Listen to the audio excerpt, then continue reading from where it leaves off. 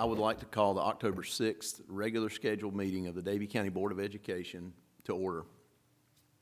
Our first item on the agenda is to adopt the agenda. Do I have a motion to adopt the agenda? Have a motion by Ms. Owens. Do I have a second? Have a second by Ms. Horn. All in favor? Motion carries 6-0. Had to count, that's right.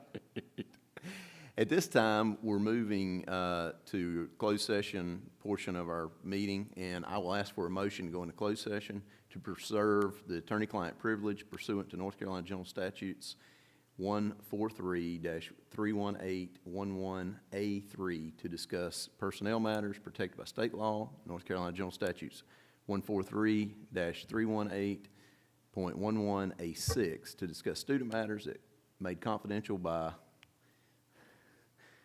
North Carolina General Statutes 143-318.11A1 and General Statutes 115C-402 and FERPA. Do I have a motion? I have a motion by Mr. Junker. Do I have a second? I have a second by Ms. Livingood. All in favor? Motion carries 6-0. We're now in closed session. At this time, I'd like to reconvene the October 6th, 2015 regular scheduled meeting of the Davie County Board of Education. I'd like to welcome you all here. At this time on our agenda, we're moving to the invocation. If you would, please bow with me. As we gather this evening, I express thanks for this day and all of its blessings. I ask this board to be mindful of the business we are about to undertake. We're thankful for everyone in attendance tonight. Further, we're thankful for the opportunity to govern and the freedoms we enjoy. We pause to remember the students, faculty members, and families in our system and community who are facing challenges. Our positive thoughts are with them. As always, we seek wisdom to make the best decisions for the students and citizens of Davie County. Amen. At this time, we're moving on to the Pledge of Allegiance, and I will ask the members of the 4-H Explorers Club to come up and share the Pledge of Allegiance with us.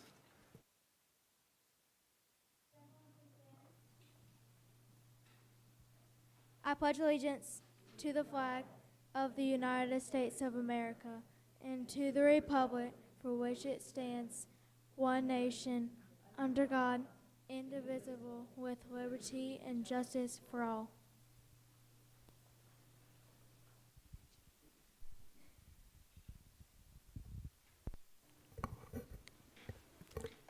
Thank you, ladies. We appreciate that. At this time, we're moving on to the approval of minutes from our last regular scheduled meeting of September the 1st, 2015. I would, if I could, get a motion to approve those minutes. Have a motion by Ms. Horn. Do we have a second? Have a second by Mr. Junker. All in favor? Motion carries 6-0. At this time, we're moving on to the important dates, and I have a few I will point out here. The law conference in the 14th to the 16th for the North Carolina School Board Association in Asheville, and we have a few members going to that law conference. On the 28th of October, that's a Wednesday, we're having lunch at South Davie Middle School, the board will. We always enjoy those lunches. Our next meeting will be in here November the 3rd at 6 o'clock. Our annual School Board Association conference is November the 16th through the 18th. And then on November the 19th, we're having lunch at the Early College. And I will, I'll stop there for now. At this time, I'll turn it over to Dr. Hartness to give us his superintendent's report for the month. Thank you, Mr. Chairman. Good evening, everyone. Good evening to everyone in the audience. It's good to see you here this evening. Appreciate the 4-H leading our pledge as well. I just had a couple updates I want to share with the board and the public tonight. The first would be an update on our state budget. We have a budget, and we have received our initial allotments this past week. So Ms. Smink and staff are working together to develop the final budget draft that we'll bring to you in our next meeting in November. There were some good things and not so good things with the budget. I gave you an outline in our last version of School Matters that outlined the highlights of the state budget, and you've been receiving those in your updates from the School Boards Association as well. We have continued to advocate for our teacher assistants, and we're very pleased to see that they were funded and included in the state budget, at least for this next year. Talked with several representatives in the House right before the budget passed who called to ask how certain provisions that they were negotiating would affect our school district and other school districts, specifically the flexibility that school districts have been given traditionally to transfer teacher assistant dollars into teaching positions. Some school districts in the state had exercised that flexibility the General Assembly had given them and converted TA monies to teachers. That was something that was being negotiated, and it's ironic how that all worked out. The Senate originally, in their first version of the budget, wanted to convert those teacher assistant dollars to teachers, and then in the final budget, it was restricted of how you could spend teacher assistant dollars. Long story short, it doesn't affect Davie County Schools. Our entire teacher assistant allotment for K-3 was used for TAs, so we had not exercised the flexibility given to school districts, and the lack of that flexibility now would not affect how we fund TAs. So that was a good piece that we were glad worked out in the final budget. I think there was some positive aspects to the budget. I'm outlined the increase in beginning teacher salaries. I think news report said there was about 32% of teachers received a salary increase, and it was those who were going to the next step in the teacher salary schedule. So we're pleased that some of those folks received a salary increase. I don't think it's anything the legislature should brag about, though. I believe there could be a lot more done for public education in North Carolina. One of the things that concerns me and concerns other superintendents is the crisis we have with the teacher pipeline. It's becoming more and more difficult to recruit, and retain quality teachers. We're fortunate that we opened school with 1 or 2 vacancies, and we quickly filled those. We've had a couple other vacancies since. Right now, if you look at our website, I believe we have 3 middle school teaching vacancies. It's hard to find teachers at this point in time. I was in a meeting with other superintendents last Friday, and it's even difficult to find K-6 teachers now. So I'm concerned about where we find quality teachers in the future, and I think the legislature should be concerned about that as well. Tonight we have a presentation on accountability, and Aaron Foyle's going to do that, and we'll spend a little bit of time looking at our accountability program, some progress and some areas of improvement that we've identified, and I'll have some more comments about that accountability data once Aaron goes through that. But we're off and running. The school year's going real well. Proud to be where we are, and looking forward to the fall. Thank you, Technology Department, for the nice fall background tonight for our meeting. But things are going well. Thank you for your continued support. Thank you for the update, Dr. Hartness. I'm glad to know that TA funding and driver's education piece were there. They were certainly in question for quite some time. At this time, we're moving on to the construction project update, and I will ask Mr. Jim Moorfield to come up and give us an update on our new high school project construction. Good evening. Since the last time I was here, we've had 3 good weeks of work. And a lot got accomplished in those 3 weeks. We're getting ready to pour the locker room area, ROTC portion of the floor slab. That should happen probably sometime next week. The practice gym will also be placed, the floor will be placed in that area. The loop water line on the site is complete, tested, and that went real well. This morning we poured the 2nd floor slab and part of the classroom building, and hope to be moving on into the middle section of that 2nd floor very soon. The media center steel has been installed to the point that we can look at how it's going to lay out, and we've also poured the main gym, competition gym, floor slab. And I will step away from the mic just briefly and give you a picture of the piece of equipment that was brought in to place the floor slab in the competition gym, and it will also be used in the PE gym or the practice gym. It ensures a almost perfectly level and flat floor.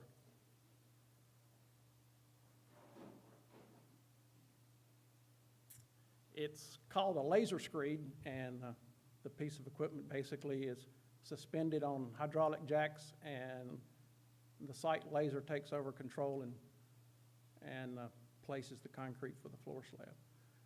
And you can see, I think, it's still a little bit washed out, but that's War Eagle Drive that you're looking at on the screen. Curb and gutter's been placed, the stone base has been put in place, and they have been working on setting that up for paving. And we've almost connected that into the Little League Complex Drive. So we're just, in the next, probably this month, we will pave that portion of the drive into the school. If Mother Nature cooperates, we hope to get a whole month in October. Any questions?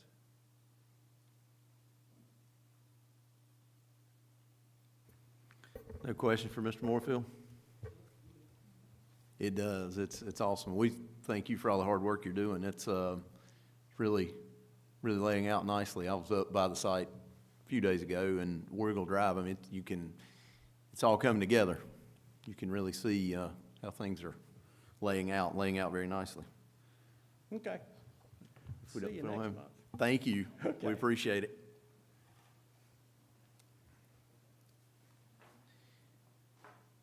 At this time, we're moving on to student recognitions, and I will call on Mr. Doyle Nicholson.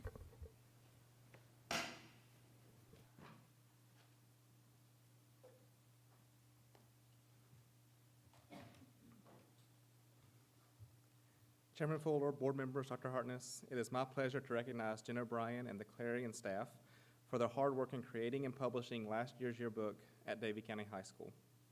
The North Carolina Scholastic Media Association awarded Davie County High School's yearbook a Tar Heel Award for Scholastic Journalism Excellence. This is the highest award granted to a student publication within the state, with only 8 schools receiving this recognition.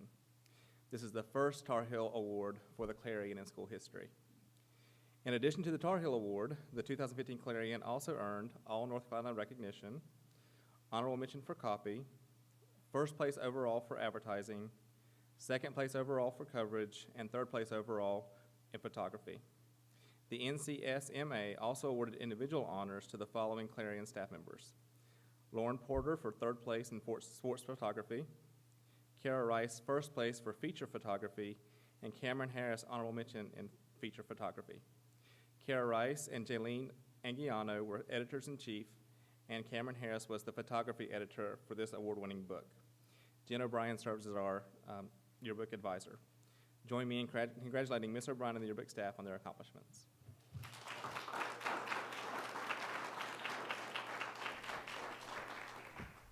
And wait just a minute.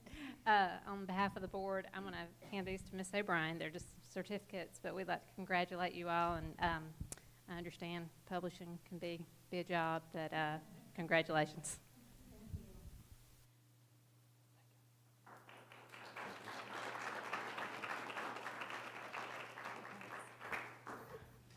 Congratulations, ladies. Thank you for all your hard work and dedication to the yearbook. We appreciate that. At this time, we're moving on to the consent agenda, and I will ask for a motion to approve the consent agenda.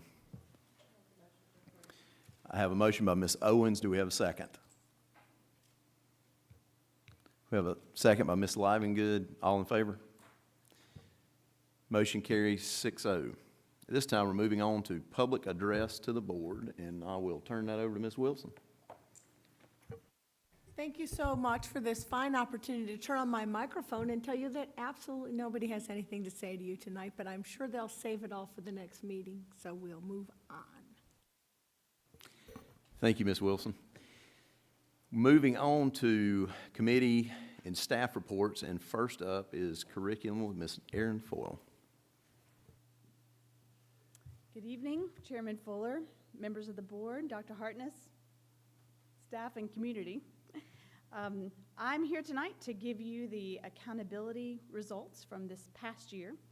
So this will all be from the 2014-15 school year. Let's see if we can get this up on the board here.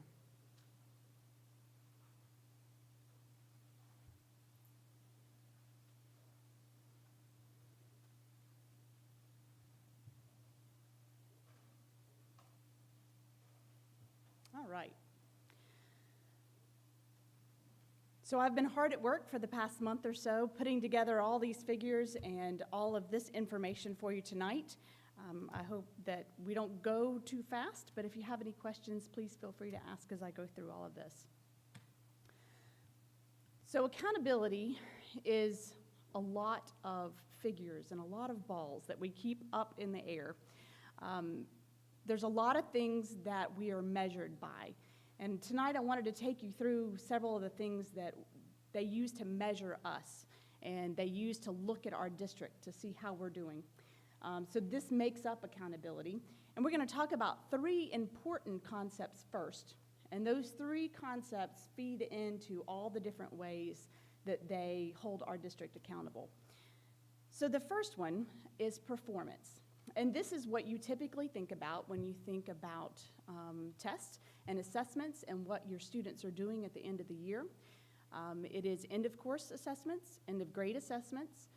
It is the percentage of students that are a level 3, 4, or 5. The level 3, 4, or 5 is grade level proficient. It is a new, level 3 is new for last year, and previous to that we had 4 levels. So it was 1, 2, 3, and 4, and the current levels 4 and 5 are equivalent to the old levels 3 and 4. So they just kind of moved it up one and put a level 3 in the middle of it. And so level 3 is considered grade level proficient. Levels 4 and 5, we can compare back to that old 4 level system. So you'll see more years of information for that college and career ready number than you will for the grade level proficient. Then we have ACT. So all of our grade 11 students take the ACT every year, and the state looks at those ACT scores. They're looking for the minimum score to be accepted into a UNC college. So that is a composite score of 17, and so that's what we'll look at here. They're looking at ACT work keys. You receive a certificate when you take the work keys test, and the state is looking for a silver or better certificate. For math course rigor, it's looking for those that graduated this past year that took and passed Math 1, 2, and 3. And for the cohort graduation rate, it's looking at those that graduate within 4 years of entering the 9th grade. So that's the performance piece, and we'll look at how that fits into the accountability information here in just a minute. For right now, we're going to go on over to progress. So that's the second piece of accountability, and progress is probably the hardest to understand. Progress looks at our groups of kids and how they progress through the years. So it actually looks at proficiency. It looks at that performance that we just talked about, but it looks at how we're progressing over the years. So performance targets are set for every single year. It started in 2012-13, and they spread it out over 6 years. The goal is to reduce the number of non-proficient students by half. So let's say I have 40% of my students are proficient, I have 60% that are non-proficient.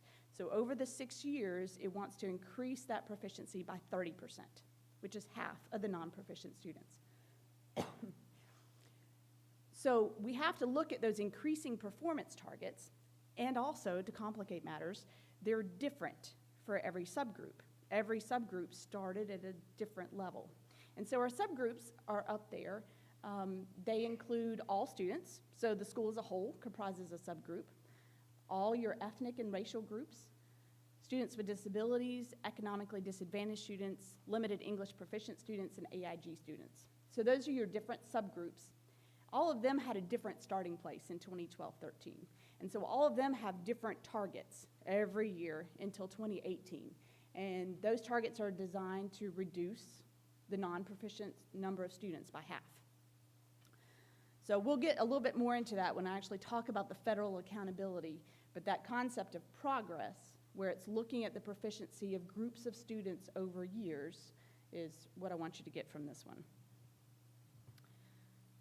The last piece of accountability that feeds into this is growth. So growth is a really important piece of accountability. It really looks at where a student started and how far that student went in a year as compared to their peers. So that's a really great thing for us, because you might have a student who learns an enormous amount in a year, but is still not proficient at the end of that school year.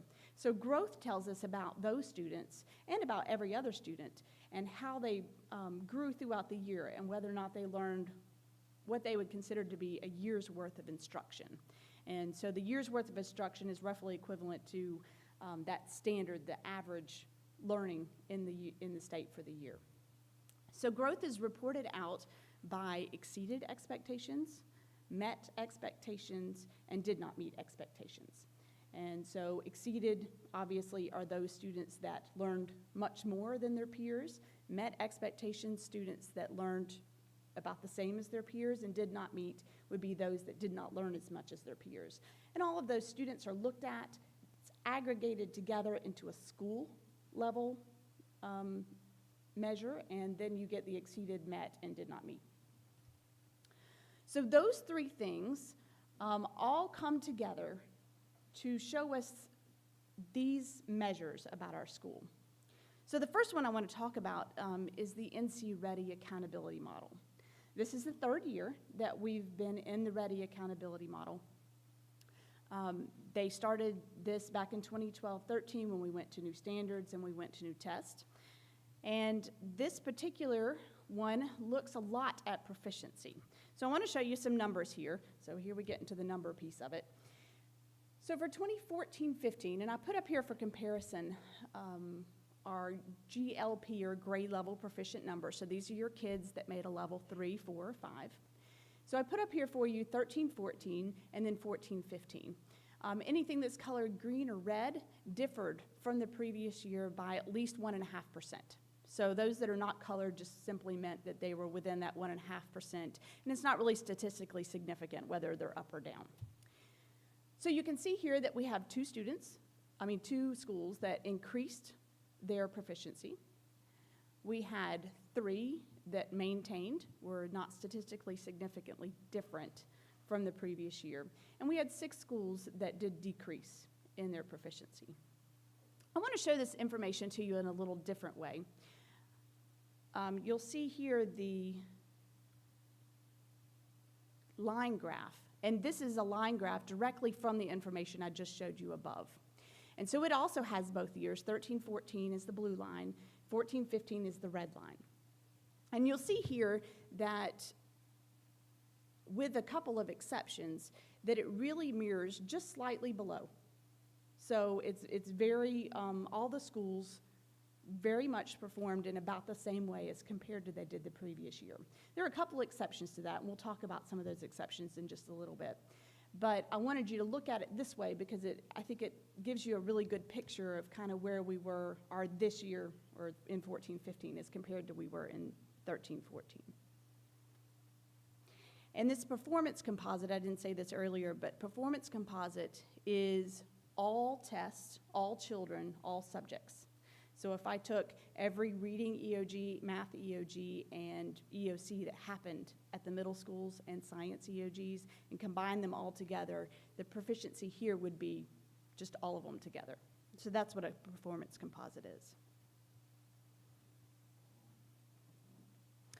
I want to move over, the previous slide was your GLP, so your grade level proficiency. This is our CCR, or College and Career Ready. I have a little bit more information here because you can go back to 12-13 to look at comparisons. And you'll see here that Davie County Schools as a whole went up from 12-13 to 13-14 and then went down in 14-15. So, but they're all still very close to each other, within 2 points of each other. So that's the performance composite for the past 3 years. And again, that performance composite is all tests and all students. The other thing that the READY accountability model, it looks at several different things, but the ACT UNC minimum proficiency, this is a composite score of 17. And this is actually one of the measures that we're really proud of. ACT looks at skills that are developed from late elementary school all the way up into high school. So this is a really great measure of not just high school, but schools all the way through our district. And you can see here that juniors that took this, and keep in mind too that now that the ACT is mandatory in the 11th grade, all of our juniors took the ACT.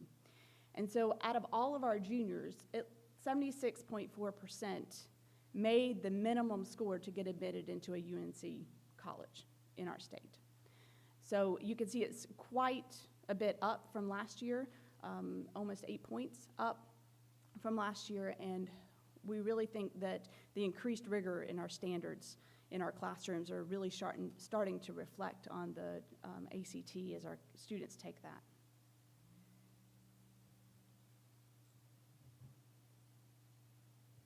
Another piece of the READY accountability model is the work keys.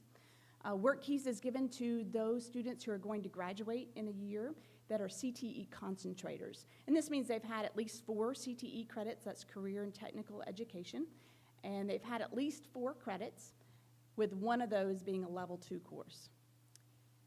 So our students take work keys. Work keys is a test that is given, it's made by ACT as well. And it's more of a career-oriented test. So students, they get certificates, and you get bronze, silver, gold, platinum, and the state looked at the silver certificate as being proficient. ACT says that a silver certificate actually would qualify you for 67% of the jobs in their database. So ACT holds jobs in a database, and they compare interest and how you do on these tests to what jobs would be appropriate for you. You can actually take these certificates to many employers, and that gives employers a good idea of what skills you have before you ever even walk in the door. So that's one thing that our students get to take away from this, is a certificate that they can take to their future employer. Our measure in 14-15 was also significantly higher than the previous year. 87.2% of the CTE concentrators that took that work keys test, they got a silver or better. So they're considered proficient by the state. So that's a wonderful number, and that number, well, I'll talk about some state statistics later, but that number is very, very high in the state. One of the last things I'll talk about in the READY accountability model is the 4-year cohort graduation rate. This is the rate that looks at your students when they come in to school in the 9th grade, and it tracks them all the way through school. And it wants them to finish by the end of that 4th year. So if your cohort graduation rate isn't 100%, it isn't because they were all dropouts. Some of them could have gone on to finish in a 5th year, and we do have a 5th year cohort graduation rate that measures that information as well. So you'll see in our 4-year cohort graduation rate, we compared 12-13 all the way through 14-15. And we had 83.2 in 12-13, 87.6 in 13-14, and we were down to 85.3% in 14-15. So we did drop a little bit there. In talking with the high school and talking with curriculum, we do have very high expectations for our high schoolers and what they do. We do also have an alternate graduation pathway, however, that we offer for students when appropriate. I know that Dr. Hartness has ordered some analysis of dropouts, and this is one of the things that we'll be pursuing this year and focusing on as we go forward.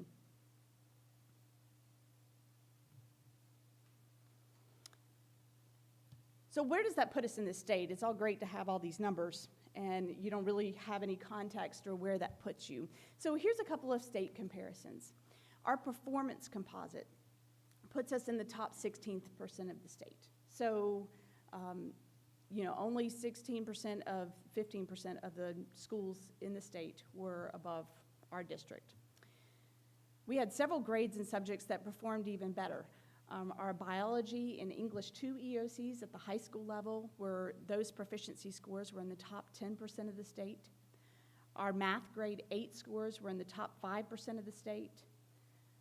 The ACT, that minimum composite score, put us at the 5th highest in the state. So we had the 5th highest proficiency for that minimum composite score of 17. And our work keys, silver certificate or better, put us at 3rd highest in the state. So that gives you a little bit of context around some of the numbers that I just gave you, so you have an idea of where some of those numbers put us.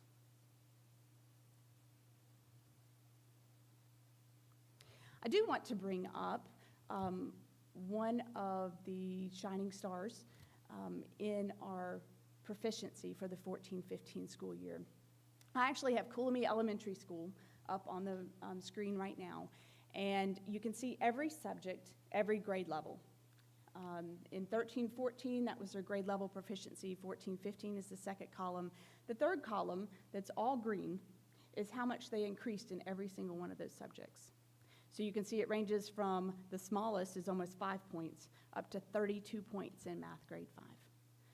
And so they did a wonderful job this past year, and we're very proud.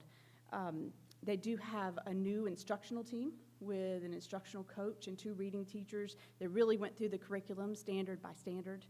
And they have wonderful active PLCs, or professional learning communities, that look at the data and disaggregate all the data and make decisions based on that. And so they would tell you that that's part of their success, is being able to have those groups come together and work together to make decisions that work for the students. And obviously, they did work for the students this time. Yes, sir. I'd noticed that, and I was wondering that's just tremendous improvement.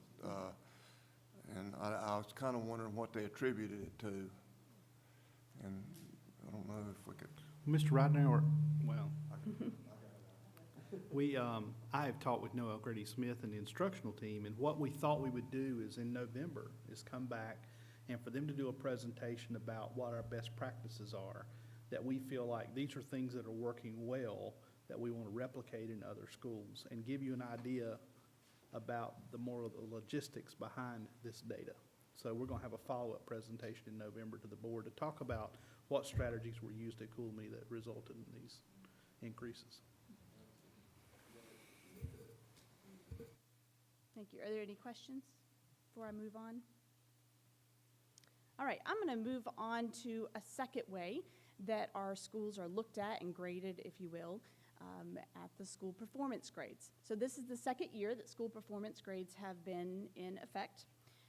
It does look at a couple of different factors that we looked at the very beginning. So it looks at growth, and it takes a growth index and converts it to a score, and 20% of the school performance grade is based on that growth. 80% is based on a performance score, and that performance score is the performance that we talked about at the very beginning. It's proficiency, but it takes into account everything from your cohort graduation rate to ACT, work keys, math course rigor. All of those things are taken into account in that performance score. The school performance grades, once those grades are calculated, they are evaluated on a 15-point scale, meaning that an 86 would be an A, and so on and so forth down the line. I didn't specifically talk about what we look like with growth yet, even though we do look at that in the Ready Accountability Model. But I want to talk about it now because school performance grades use growth in a big way. So here's a graph that shows us our school growth status and how we compare over 3 years. And you'll see that the blue is exceeded, the green is met, and the red is did not meet. And you'll see in 2012-13 that we dropped down in 2013-14, and then back up again in 2014-15 for our did not meet schools. And there's the lines in there are each one. So that's actually 3 and then 6 and 2 for 2014-15. I'm sorry, the side got cut off on my slide there. But in 2014-15, we had 3 that did not meet, 2 that met, and 2 that exceeded, and 6 that met there in the middle. So those scores are taken and put together with that performance score in order to come up with our school performance grades. And again, here I have a comparison to last year. 13-14 is in blue, 14-15 is in red. You'll see that last year we did have a D school, and we do not this year. We maintained our A school. Davie Early College is our A school, and did a wonderful job this past year in maintaining that A performance grade. And we had a couple of movement in the B to C. Our C rate is a little higher this year than it was last year. So, but all of our schools this year scored a C or above.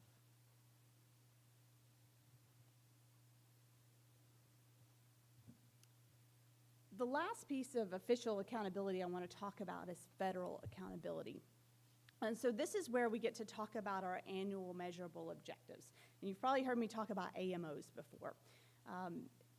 Those are those targets that we talked about when we talked about the progress. Those targets, they call them annual measurable objectives.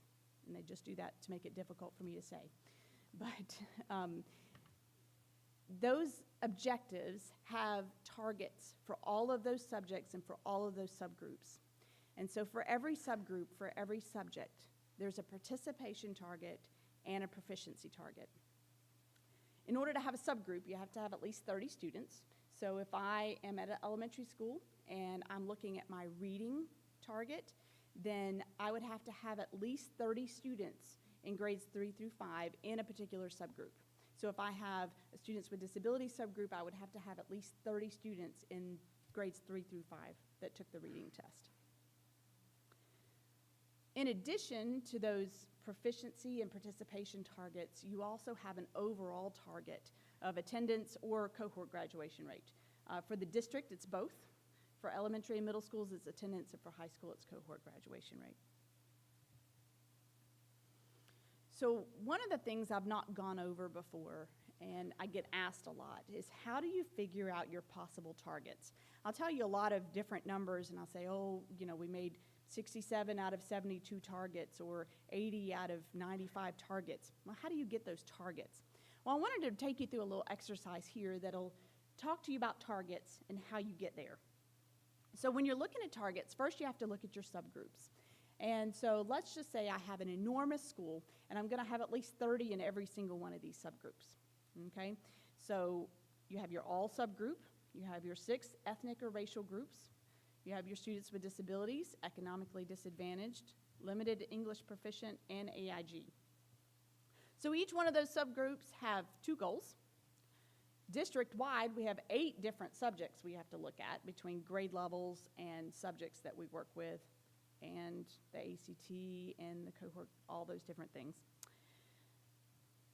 Then you add in the participation for the EOCs that were taken last year, and the math course rigor, all the subgroups.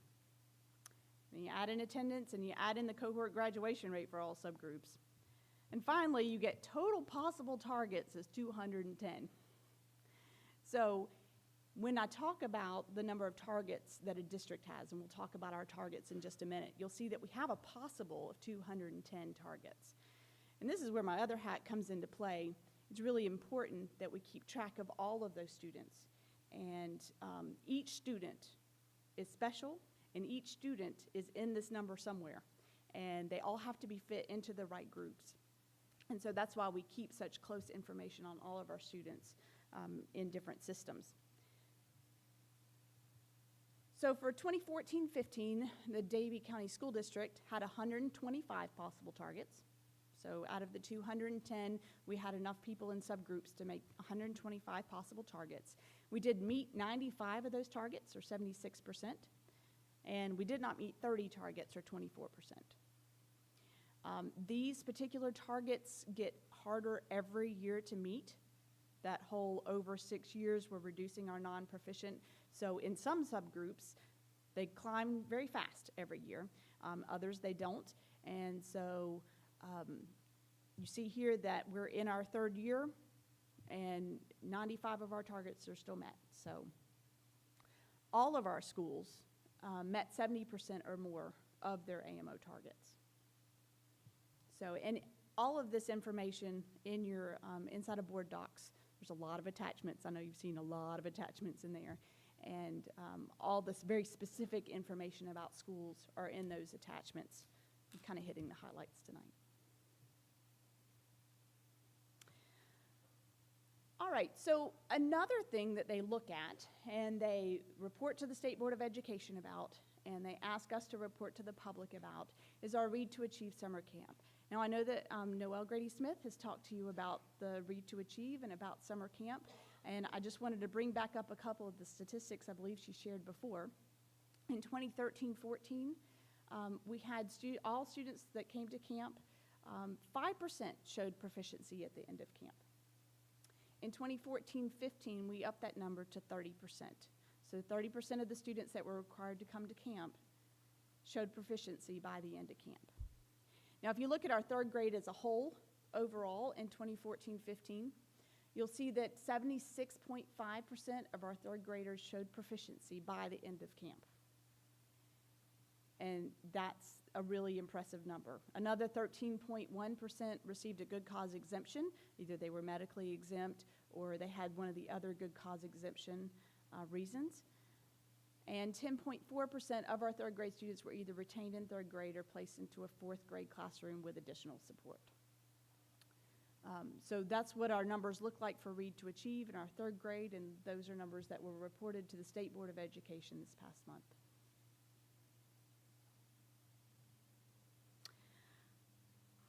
Another thing that we have and that we look at, but isn't really looked at necessarily by the state, they certainly report it. It's not part of our accountability model, is the SAT scores. So SAT publishes a report every year, and it looks at the 2014-15 graduates, and it looks at the SAT scores that they've had throughout their throughout their high school experience, and it gives us an average of those scores. So the SAT, this past year in 14-15, we ended up with an average mean score of 1,522, 1522. And you can see here, this is the reading and math and writing scores. And what they look like, the maximum score for all of these tests is 800. So you can see it was really interesting to me to look at these and to see how they mirror each other. You know, every year, it's, you know, they really, all the different subjects mirror each other. And that was really interesting to me when I was looking at it.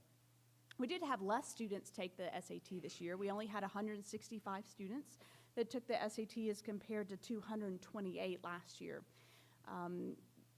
I called a counselor at the high school to talk about why.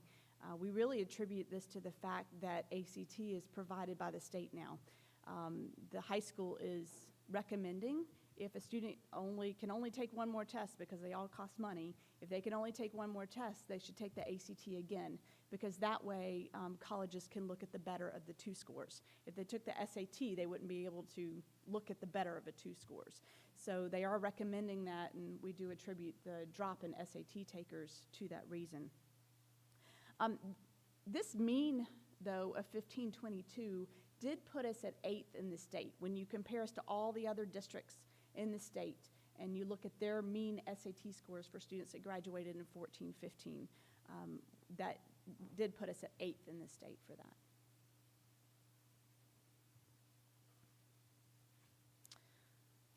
All right, and the last thing I want to talk about is a different kind of report. It is the ACT again. But ACT puts out a different report that just looks at students that graduate in 2015. So this takes into account the ACT that they took as juniors and also takes into account all the other times they might have taken the ACT throughout their high school career. The way this report actually looks at a mean composite score. So if you remember before, I said that the composite score that gets you into the is the minimum for admission into UNC colleges is 17. So our mean composite score is actually 19.4, and the state's is 19.0. And you can see that we've really held steady, and so has the state over the past 3 years, 2013, 14, and 15. We were within 1/10 of a point every single year. So, and you can see that reflected in the line graph. It's really pretty flat. So that is the ACT and the 2015 graduates. Are there any questions about that? Okay, and that concludes my report about accountability. I believe I'm also next on the agenda, but I wanted to make sure that you don't have any questions about the accountability piece or how any of these pieces fit together. Do you have any questions? I don't have a question. I just appreciate the statement that you made, that when it came to the ACT test, that all juniors took that test. That gives the public a true picture of what has taken place from pre-K all the way up to that junior year and how it all works together. Thank you. I think you can move right on into enrollment update. All right. Thank you. Before you go, Aaron, I do Oh, want to make you're a gonna comment. I would say that, yeah, we're going to bring you an update in November. I would also say that while a lot of these statistics are really good compared to where we are in the state, we also have areas of improvement, and we can do better, and we want to do better, and we're striving to do better. So one of the concerns that I have is across the entire state is the performance composite is flat for the last 3 years. You didn't see a lot of improvement in our schools in the performance composite piece in the last 3 years, and that is atypical after you change standards and have new assessments. Usually you see a steady increase over those 3 years. So I have a little concern with that, especially when you look at those performance composites of state accountability, and then you see how we perform with national assessments like the ACT and SAT. There seems to be a disconnect. So I'm hoping that the state will get to the bottom of that, and I know the state has commissioned a study of the alignment of our assessments with the standards in North Carolina.